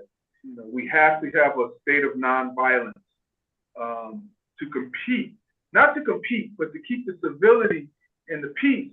Because as these entities escalate, these police state entities escalate, it could get really bad really fast here. And we got to think about remaining nonviolent and keeping everybody else calm. Because it can go fast. It can go, you know, he wants to escalate this into martial law, and he might do it anyway. But we don't want to, you know, after we saw what happened on 75th out there and what was that, South Shore somewhere out there, and then it happened in another building out there, where they seized the building, helicopters, middle of the night, pulled the black people out, pulled the Venezuelan people out, threw them in trucks, hauled them off, detained them, kept some, let some go, children naked, you know, all of these crazy things where you go. And the building wasn't like an abandoned building that's like, oh yeah, there's some activity going on in there. You know, no. You kick down what, like 30 doors or something? Or more? I think they got over 100 people, if I'm not mistaken, but things like that. I'd like to say something about what you're just talking about. Sure. You're making the point about the importance of staying nonviolent. And I think connected with that is when we hear these stories about what's happening, it really impacts almost everyone. And I think what we need to do with that energy is turn it towards coming together to figure out how together we can defend ourselves in a nonviolent way. And the stronger we come together, more power we have. And I think what Trump wants is for us to be violent and for us to fight with each other and not come together. So when we don't give him the violence he wants, I think we also have to come together and the violence that he's perpetrating with ICE result in pulling more people together. And one thing I want to mention that's coming up, I think it's October 18th is the National Day of Protest. And a few days ago when I checked, there are 22 protests already scheduled, and there'll be more all over Chicagoland. So that's just a visible way that we can express being together, and that what's going on is not acceptable. So what are they doing in this National Day of Protest? Everybody just stay home and don't do something? No, it's not a boycott. It's going out to these various protest sites. Oak Park is one of them. I believe it's going to be in Scoville Park in Oak Park from 11 a.m. to 1 on Saturday the 18th. And you just go out there, and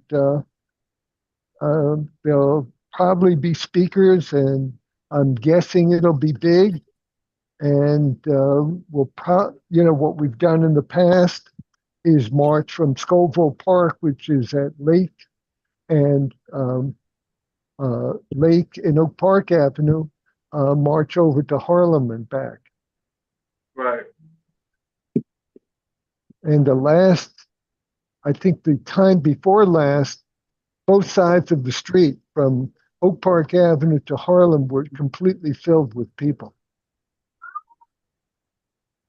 And remarkably, very little police presence, in front of our faces. So So the whole thing had a really positive, a spirit of coming together Right, and supporting each other. okay. Well, I mean, that keeps in the vein of staying nonviolent. How you doing, Reverend Jake? How you been? Oh, you're muted. I'm muted. No, yeah. Hey everyone, it's a pleasure to be with you. I apologize. I've been elected to be a president of another organization, and with the congressman work that I'm doing, and the church, it's just pulling me from one end of town to the next.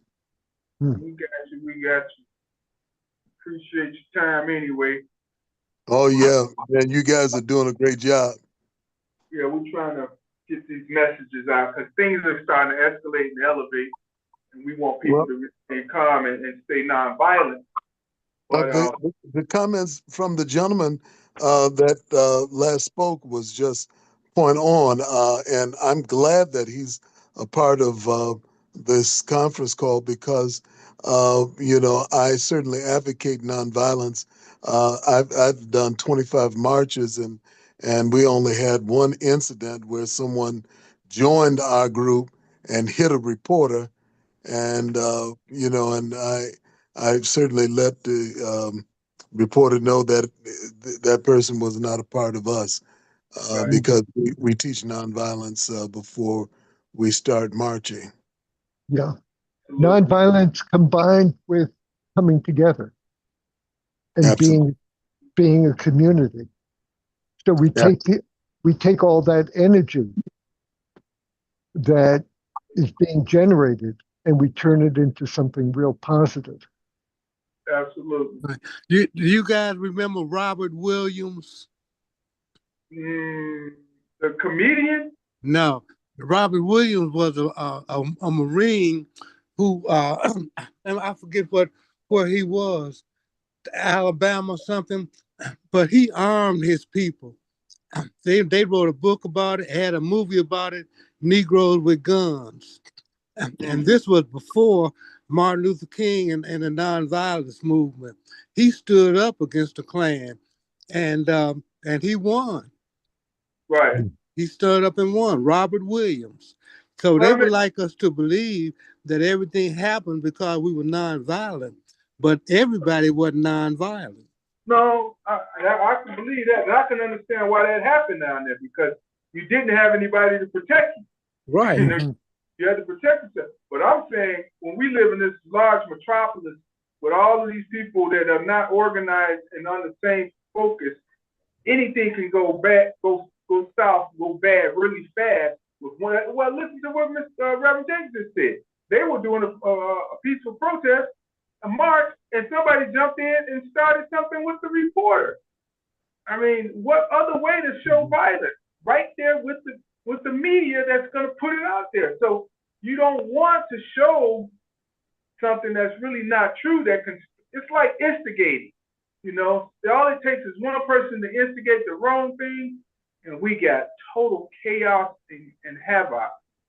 And we're not there. We don't need that. We do not need that. And by, like Barry said, creating some new sense of unity and nonviolence with the masses could subside a lot of this, rather than going to arms right away and groups and mass groups of people going out against the law enforcement. We gotta know. We gotta get focused, people, that help everybody in this situation. And people come together to figure out what we should do. Because just protesting is the first step. But we need more than that. We need to build our strength and to take some, have some positive expression of that strength. Absolutely. we about to conclude out, but I wanted DeAndre to touch on something that Crystal was bringing up about Bobby E. Wright. You were saying, Crystal, something about the facility. Then you backed up. He's like, oh, I don't want to say nothing. He said, and I That think, was the other young lady. She was saying, Phil she said was that. saying about, yeah, because she grew up in that area, and she was saying she, it's basically a joke now. I think I don't know if she's still on. Yeah, That's Camilla. Camilla. But Yeah, Yeah, Camilla. that was me. That was Camilla who said Yeah. that. Mm-hmm. yeah, DeAndre sat on the board with Bobby Wright. He was the side of all that. And unless you can or cannot talk about it, maybe you can enlighten us a little bit, Dr. Rudis.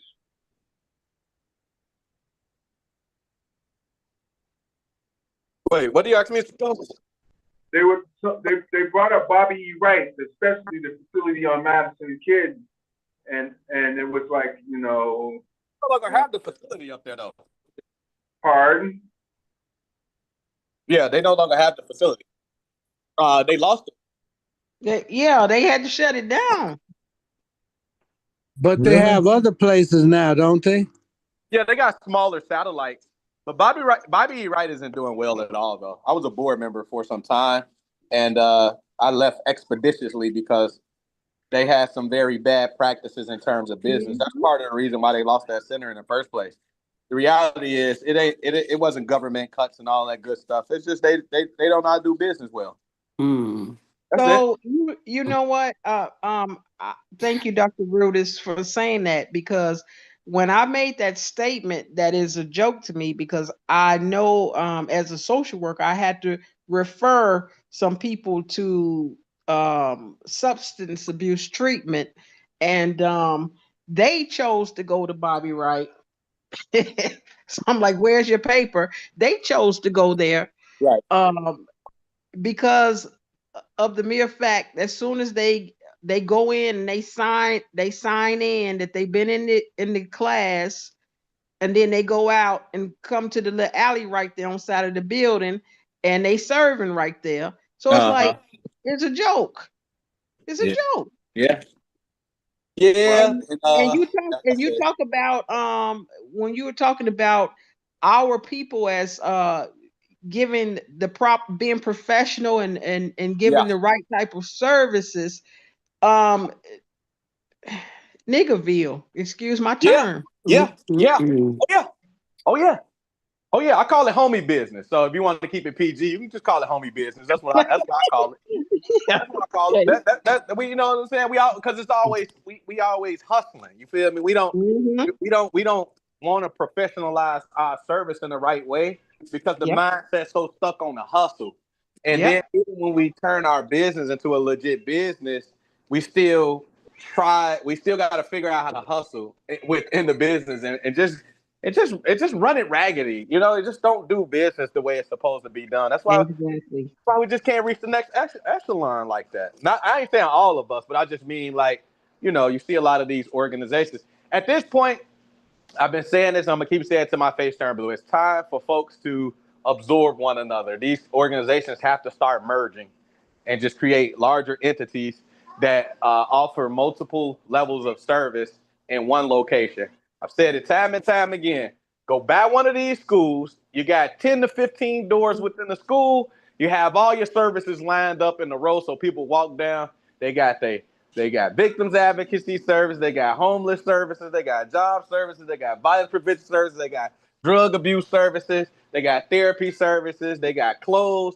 Like, put all of these small orgs together and just have them run up out of one facility, and then go out to all the resources together. Huh? Like a one stop for all the resources you might need. Man, I've been saying it hey, look, I'm gonna say it again. That's Peacebrook. You take that, put that together, and then you make Peacebrook. That's what Peacebrook is right there. Mm-hmm. Well, and I don't know if you were there, but I've been to several meetings in the last few weeks where that different organizations are calling, saying exactly that. That we all need to partner together. We all need to you know, offer our services, you know, different things. So just forming that kind of network that you're talking about. So, Well, Crystal, could the Chamber of Commerce help uh, organize that? sure, yeah, we can definitely do that. Yeah, so like 2 weeks ago, was it Project Exploration did one like that, and I mean all the organizations came out over there at Alt Space, and then this week I have one with another organization over here on the west side, and yeah, and the chamber can definitely do one also. You know, because that's the reality too. And then, you know, everybody knows about all the budget cuts.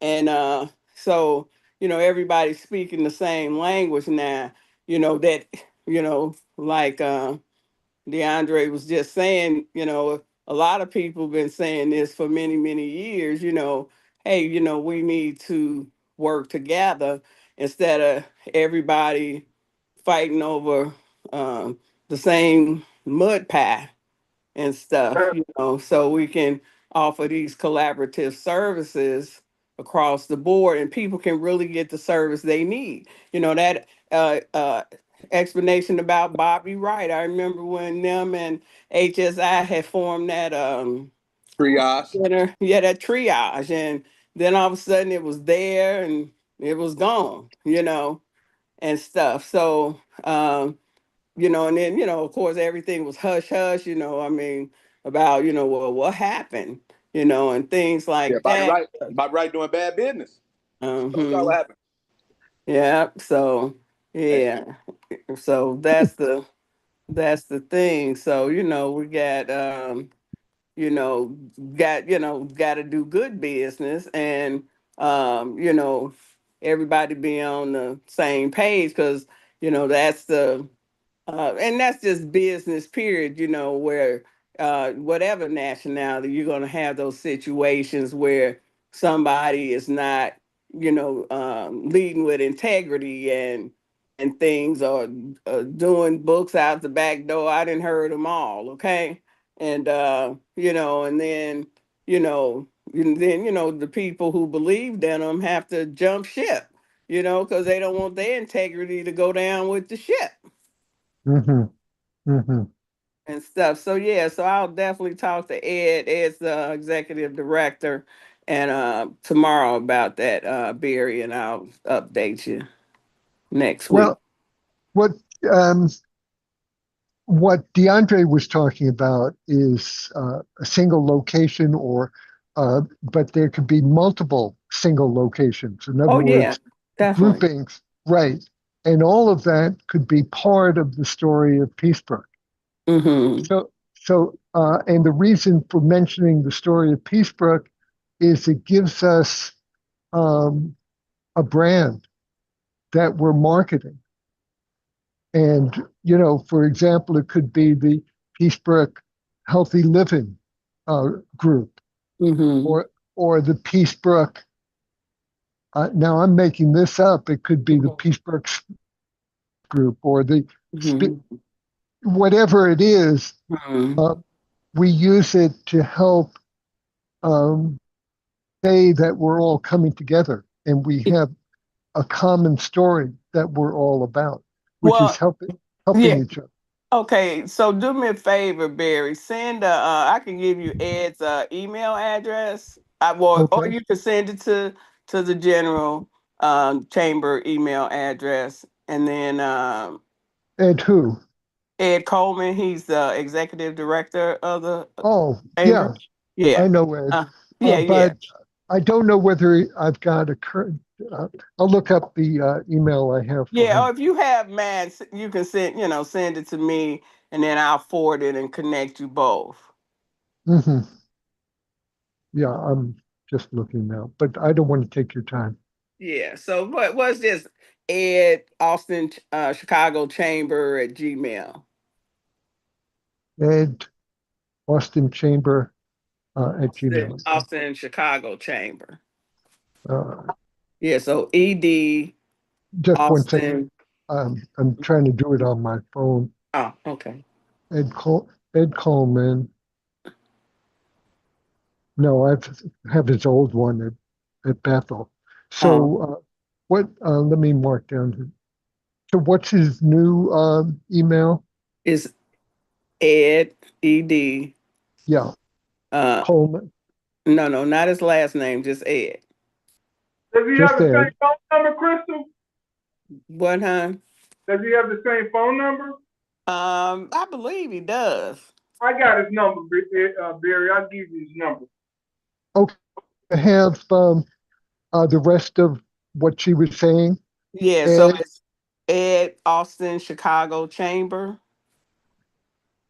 and then at gmail.com. Thanks. I'm trying to get it down. Okay. So, if anybody else have anything they want to, let us know about, it's probably the best time to do it. How about you, Tiny? Okay. Yeah. Well, I would just like to say, let us not forget, God is on our side, and just watch what's happening with this government situation. And I would like everybody to help me stop mental illness on the West Side. Okay. You're going to keep us posted on how we need to help do that. I will. Well, I will. Tiny, one way is to expand what DeAndre and Crystal were just saying, and have it be part of the Peacebrook Healthy Living group. I think that's a great idea. Because a lot of mental health is just supporting each other, saying hello to someone, especially someone who's turning within or isolating. Okay. Anything, Camilla, in conclusion? No, that's a start. Mental mental health has also a lot to do with just helping people to get over traumatic experiences and trauma that they have experienced throughout their lives. A lot of times people just push things under the rug, or they'll self-medicate with alcohol or drugs, or and it's still there festering. So yeah, mental health is also helping people to let go of past trauma. I agree. How about you? That's pretty much it. Barry, you said something. Crystal, you said something. DeAndre, if you want to take us out, please do so. DeAndre, is that tomorrow? Rotary? Yeah. Yep, Rotary is tomorrow. Okay. All right. Sounds good. All right. We're gonna be actually talking about we're trying to do this literary fair we're trying to do one at Build and one at KIP. So we'll talk a little bit about that. I'm thinking we may not do the one because we wanted to do Builds in October. We may end up doing KIP in November and then planning for something larger. I got like 2,000 books over here, man. That's great. Oh yeah, man. We got a whole little thing planned out for sure. But I'll let folks know about it. Anyway, what else? Is there anything? No, I don't think I got anything coming up or anything like that. Yeah. All right, y'all. We definitely appreciate y'all for tuning in tonight. Like I like to say in closing, they didn't want to give us a seat at the table, so we created our own. And we got some open seats at that table. We just trying to welcome y'all home. Thank y'all for allowing us to welcome you to Northwest Austin Council. Y'all have a good night. Thanks so much. Good night, everybody. Have a good week. Be safe. Good night, all. Everybody. Bye. All right. All right, y'all.